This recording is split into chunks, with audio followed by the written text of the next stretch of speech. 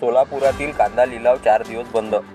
सोलापूर कृषी उत्पन्न बाजार समितीतील कांदा लिलाव 11, 13, 14 आणि 15 जानेवारी 4 दिवस बंद राहणार आहे। त्याचा फटका शेतकऱ्यांना बसणार आहे। वेळ अमावस्या व ग्रामदैवत सिद्धरामेश्वरांच्या यात्रेनिमित्त 4 दिवस बाजार समितीतील कांदा बंद राहणार असून त्यामुळे कांद्याची आवक मोठ्या प्रमाणात उत्पन्न बाजार समितीमध्ये झाली आहे।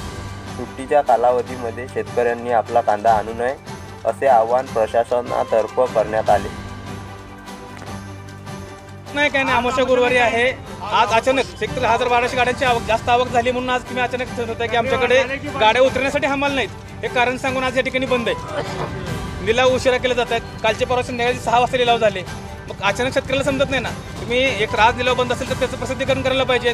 बिड्याच्या माध्यमातून असेल शेतकऱ्यांना सूचना केली पाहिजे की आज उद्या सौदा होणार नाही, माल आणू नका, पण तसं होत नाही। अचानक या ठिकाणी माल लिलाव बंद केले जातात। सकाळी 10चे लिलाव 12 वाजता, 2 वाजता, 4 वाजता केले जातात। त्यामुळे शेतकऱ्यांचे या ठिकाणी हाल होतात आणि लिलाव झाल्यानंतर शेतकऱ्याला रोख पैसे न देता पुढील 20 दिवसानंतरचा चेक दिला जातोय। तसं न करता त्याला शेतकऱ्याला रोजच्या रोज पेमेंट दिलावा।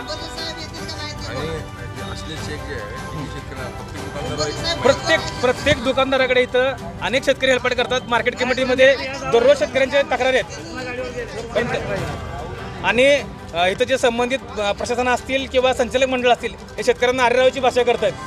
त्यांना शेतकरी आज या ठिकाणी आहे म्हणून कृषी उत्पन्न बाजार समिती आहे याची जाणीव या मार्केट कमिटीला राहिलेली नाही। जर शेतकऱ्यांना आरेरावाची भाषा केली जाईल तर आम्ही शेतकरी संघटना रस्त्यावर उतरू आणि त्यांना जाब विचारल्याशिवाय सोडणार नाही।